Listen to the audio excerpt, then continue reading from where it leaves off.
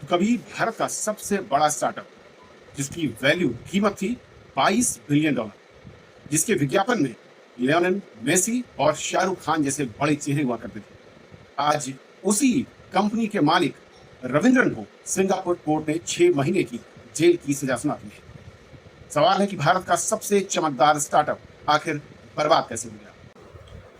नमस्कार दोस्तों, आज बात उस कंपनी की जिसे कभी भारत का एजुकेशन रेवोल्यूशन कहा गया। बायजूस नाम तो आपने सुना होगा, एक ऐसा नाम जिसने ऑनलाइन पढ़ाई को करोड़ों बच्चों तक पहुंचा दिया।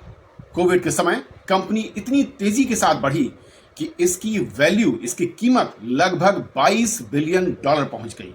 एक ऐसा स्टार्टअप जिसने सबको चौंका दिया। लेकिन आज कंपनी कर्ज, विवाद और कोर्ट केस में फंस चुकी है। सिंगापुर की अदालत ने बायजूस के फाउंडर बायजू रविंद्रन को 6 महीने की जेल की सजा सुना दी है।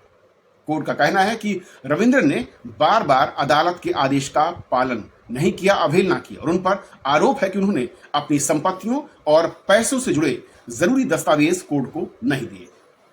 कोर्ट जानना चाहती थी कि पैसा कहां गया, कौन सी संपत्ति किसके नाम पर ट्रांसफर की गई। एक बड़ा खेल हुआ, लेकिन कथित तौर पर पूरी जानकारी कोर्ट को नहीं दी गई।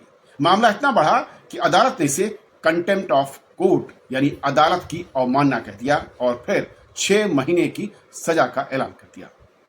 बायजूस ने जिस तेजी के साथ विस्तार किया था, उसके लिए भारी कर्ज लिया था। विदेशी निवेशकों से अरबों डॉलर जुटाए गए थे। अमेरिका समेत कई देशों में कंपनियां खरीदी गई, लेकिन बाद में कंपनी पर आरोप लगे कि फाइनेंशियल रिपोर्ट समय पर जमा नहीं की गई, ऑडिट में खामियां हैं और उसमें देरी हुई, कर्मचारियों की छटनी शुरू हुई और निवेशकों के पैसे का इस्तेमाल गलत ढंग से किया गया, ये भी आरोप लगे। सबसे बड़ा विवाद अमेरिका के 1.2 बिलियन डॉलर के लोन को लेकर हुआ।